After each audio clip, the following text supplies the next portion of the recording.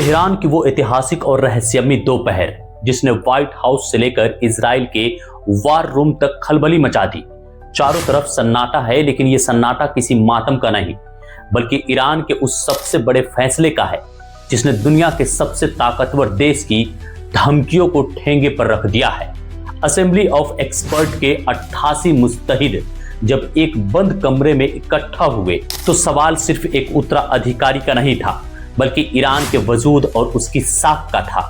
Donald Trump की उस खौफनाक धमकी के बावजूद, जिसमें उन्होंने साफ कहा था कि उनकी मर्जी के बिना चुना गया लीडर जिंदा नहीं बचेगा, ईरान ने मुस्तफा खामनेई के नाम पर मुहर लगाकर पूरी दुनिया को सन्न कर दिया है। लोग पूछ रहे हैं, क्या ये वाकई सिर्फ एक परिवारवाद का मामला है या फिर मुस्तफा खामनेई के पीछे ईरान की वो बसीरत और सजात छिपी है जिससे अमेरिका और इजराइल दशकों से खौफ खाते आए हैं। तेहरान के उन सड़कों पर जहां रिवोल्यूशनरी गार्ड का पहरा है, वहां मुस्तफा का चीफ स्टाफ से सीधे सुप्रीम लीडर की कुर्सी तक पहुंचना कोई मामूली इत्तेफाक नहीं है। किसी को समझ ही नहीं आ रहा कि आखिर वो कौन सा सच है जिसने ट्रंप के रिजीम चेंज वाले मंसूबों पर पानी फेर दिया है और ईरान की जनता को अपने नए रहबर के पीछे चट्टान की तरह खड़ा कर दिया है। आखिर कैसे साल 2019 से अमेरिका प्रतिबंधों का सामना करने वाला शख्स आज रूस और चीन के साथ मिलकर एक नया वैश्विक गठबंधन खड़ा कर रहा है? क्या वाकई ब्लूमबर्ग की उस रिपोर्ट में दम है जिसमें दावा किया गया है कि मुस्तफा खामनेई का साम्राज्य किसी स्विस बैंक से लेकर ब्रिटेन की लग्जरी प्रॉपर्टी तक फैला हुआ है? लेकिन रुकिए, मुस्तफा इस ताजपोशी, उनके अरबों डॉलर के निवेश और पुतिन के अचानक मिले समर्थन के पीछे का जो असली सच है वह पश्चिमी मीडिया और न्यूज चैनल आपसे पूरी तरह छिपा रहे हैं। इस मामले में पर्दे के पीछे से वैश्विक अर्थव्यवस्था और परमाणु ताकत का जो खौफनाक खेल खेला जा रहा है वो आपको हैरान कर देगा। उस कड़वे सच तक पहुंचने के लिए पहले हमें यह बारीकी से समझना होगा कि पूरा मामला क्या है।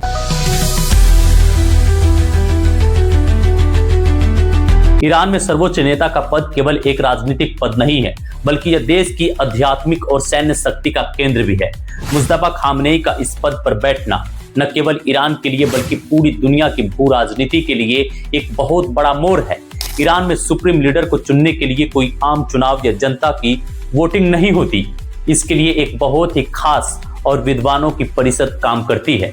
इस प्रक्रिया के लिए असेंबली ऑफ एक्सपर्ट यानी कि बैठक बुलाई जाती है। इसमें कुल 88 बड़े धार्मिक विद्वान शामिल होते हैं। इन 88 विद्वानों को मुस्तहिद कहा जाता है। ये वो लोग होते हैं जिन्हें इस्लामिक कानून और धर्मशास्त्र की इतनी गहरी समझ होती है कि वे स्वतंत्र रूप से कानूनी व्याख्या कर सकते हैं। यही मुस्तहिद तय करते हैं कि देश की कमान किसके हाथ में दी जाए। ईरान के इतिहास में यह पहली बार हुआ है कि पिता आयतुल्लाह अली खामनेई के बाद उनके पुत्र मुस्तफा खामनेई को यह सर्वोच्च स्थान प्राप्त हुआ है। हालांकि बाहरी दुनिया इसे परिवारवाद के रूप में देख सकती है, लेकिन ईरान की व्यवस्था में इसे केवल खून के रिश्ते से जोड़ना गलत होगा। ईरान के संविधान के अनुसार सर्वोच्च नेता बनने के लिए बहुत ही कठिन योग्यताएं यानी कि क्वालिफिकेशन पूरी करनी पड़ती है।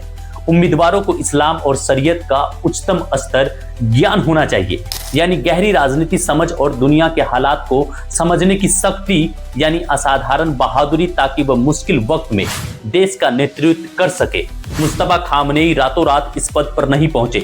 उन्होंने दशकों तक पर्दों के पीछे रहकर अपनी शक्ति को मजबूत किया था। मुस्तफा कई सालों से अपने पिता के चीफ ऑफ स्टाफ के रूप में काम कर रहे थे। इस पद पर रहते हुए उन्होंने देश के सभी महत्वपूर्ण प्रशासनिक कार्यों को करीब से देखा और संभाला भी है। उनकी सबसे बड़ी ताकत ईरान की शक्तिशाली सेना रिवोल्यूशनरी गार्ड यानी IRGC पर उनकी पकड़ मानी जाती है। सेना के भीतर उनका गहरा सम्मान और प्रभाव है, जो एक सुप्रीम लीडर के लिए बेहद जरूरी होता है ताकि वह देश की सुरक्षा सुनिश्चित कर सके। लेकिन कहानी यही खत्म नहीं होती। असली कहानी तो अब शुरू होती है। ईरान में नए सर्वोच्च नेता का चुनाव केवल एक आंतरिक प्रशासनिक फैसला नहीं रहा।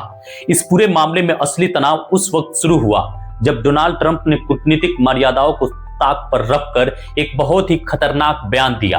ट्रंप ने खुलेआम धमकी दी थी कि अगर ईरान में उनकी मर्जी या पसंद के बिना कोई नया सुप्रीम लीडर चुना तो अमेरिका उसे भी मार देगा। ट्रंप चाहते थे कि ईरान की कमान किसी ऐसे व्यक्ति के हाथ में जाए जो अमेरिका की शर्तों को माने और इजराइल के अस्तित्व का सम्मान करे।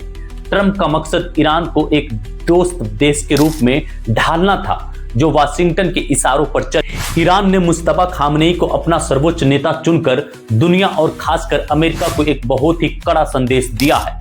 मुस्तफा का चयन यह साबित करता है कि ईरान अपने मुल्क के सबसे बड़े फैसले अमेरिका की पसंद नापसंद के आधार पर नहीं लेगा। तेहरान ने साफ कर दिया है कि उनकी संप्रभुता किसी भी विदेशी धमकी से बड़ी है। दिलचस्प बात यह भी है कि मुस्तफा खामनेई कोई एक नए खिलाड़ी नहीं है। उन पर अमेरिका ने साल 2019 में ही कड़े प्रतिबंध लगा दिए थे। उन्हें चुनकर ईरान ने अमेरिका के पुराने प्रतिबंधों को भी चुनौती दी है। डोनाल्ड ट्रंप के लिए मुस्तफा खामनेई का सुप्रीम लीडर बनना किसी बड़ी व्यक्तिगत और राजनीतिक हार से कम नहीं माना जा रहा है। ट्रंप और उनकी टीम को यह पूरी उम्मीद थी कि आयतुल्ला अली खामनेई की मौत के बाद ईरान के भीतर गृह युद्ध जैसी स्थिति बनेगी या सेना विद्रोह कर देगी, जिससे वहां रिजीम चेंज यानी सत्ता परिवर्तन आसान हो जाएगा। लेकिन ट्रंप का यह गणित पूरी तरह फेल हो गया। ईरान की शक्तिशाली सेना यानी रिवोल्यूशनरी गार्ड यानी IRGC और वहां की जनता ने मुस्तफा के समर्थन में विशाल रैलियां निकालकर यह दिखा दिया है कि वे अपने एक नए नेता के साथ मजबूती से खड़े हैं। जनता के इस हुजूम ने ट्रंप के तख्ता पलट वाले मंसूबों पर पूरी तरह से पानी फेर दिया है। लेकिन अब आते हैं उस बात पर जो न्यूज चैनल वाले आपको नहीं बताते। ईरान की सत्ता में मुस्तफा खामनेई का उदय केवल एक धार्मिक बदलाव नहीं है। इस पूरी कहानी में सबसे बड़ा और चौंकाने वाला ट्विस्ट तब आया जब ब्लूमबर्ग जैसी प्रतिष्ठित संस्थान ने मुस्तफा खामनेई के निजी जीवन की एक अलग तस्वीर पेश की। रिपोर्ट में दावा किया गया कि मुस्तफा केवल एक धार्मिक नेता नहीं है, बल्कि वे पर्दे के पीछे से एक विशाल व्यापारिक साम्राज्य का संचालन करते रहे हैं। रिपोर्ट के अनुसार उनका निवेश केवल ईरान तक सीमित नहीं है। दावा किया गया है कि उनके स्विस बैंक खातों से लेकर ब्रिटेन की सबसे महंगी और आलीशान संपत्ति तक में उनके अरबों डॉलर लगे हुए हैं। ब्लूमबर्ग की इस रिपोर्ट में एक बहुत ही तार्किक और बड़ा सवाल भी खड़ा कर दिया है, जो पश्चिमी देशों की नीतियों की पोल खोल सकता है। अगर मुस्तफा खामनेई पर दशकों से अमेरिका और पश्चिमी देशों ने कड़े आर्थिक प्रतिबंध लगा रखे थे, तो वे अंतर्राष्ट्रीय बाजारों और स्विस बैंक में इतना बड़ा निवेश कैसे कर पा रहे थे। यहाँ दो बड़ी संभावनाएं उभरती है। या तो पश्चिमी देशों के प्रतिबंध केवल कागजों पर थे और पर्दे के पीछे लेन देन चल रहा था, या फिर मुस्तफा की छवि खराब करने के लिए पश्चिमी मीडिया का एक सोची समझी दुष्प्रचार यानी प्रोपेगेंडा की साजिश हो सकती है, ताकि ईरान की जनता में उनके खिलाफ अविश्वास पैदा किया जा सके। मुस्तफा के सुप्रीम लीडर बनते ही वैश्विक राजनीति के समीकरण बहुत ही तेजी से बदल गए हैं। रूस के राष्ट्रपति व्लादिमीर पुतिन ने बिना देरी किए मुस्तफा को अपना पूरा समर्थन दे दिया है। पुतिन के इस कदम ने साफ कर दिया है कि अब ईरान, रूस और चीन का त्रिकोणीय गठबंधन पहले से कहीं ज्यादा मजबूत होने वाला है। यह गठबंधन सीधे तौर पर अमेरिका और नाटो की ताकतों को चुनौती दे रहा है। मुस्तफा के नेतृत्व में ईरान अब रूस के सैन्य सहयोग और चीन की आर्थिक शक्ति के साथ मिलकर ऐसी नई वैश्विक व्यवस्था यानी न्यू वर्ल्ड ऑर्डर बनाने की ओर बढ़ रहा है, जहां वाशिंगटन की दादागिरी नहीं चलेगी। लेकिन इस पूरी कहानी की सच्चाई यही है कि ईरान ने मुस्तफा खामनेई को अपना नया रहबर चुनकर दुनिया को यह संदेश दिया है कि उनकी नीतियां बदलने वाली नहीं है। जहां पश्चिमी दुनिया इसे परिवारवाद का नाम दे रही है, वहीं ईरान इसे अपनी शहादत और विरासत का सम्मान बता रहा है। मेरी राय में यह नियुक्ति अमेरिका की उस कूटनीति की विफलता है जो मानती है कि प्रतिबंधों और हमलों से ईरान घुटने टेक देगा, बल्कि हुआ इसका उल्टा। अमेरिका के बढ़ते दबाव ने ईरान की जनता को अपनी सरकार के साथ खड़ा होने पर मजबूर कर दिया है। अब सबसे बड़ा सवाल यह है कि क्या ट्रंप वाकई अपनी धमकी पर अमल करेंगे, या फिर मुस्तफा के नेतृत्व में ईरान और अमेरिका के बीच एक नए और भयंकर युद्ध की शुरुआत होगी। अपनी राय कमेंट बॉक्स में जरूर लिखें। ऐसे ही और ज्यादा वीडियोस देखने के लिए आप हमारे चैनल को सब्सक्राइब करें। मिलते हैं एक और शानदार वीडियोस में, जब तक के लिए आप इस वीडियोस को देख सकते हैं।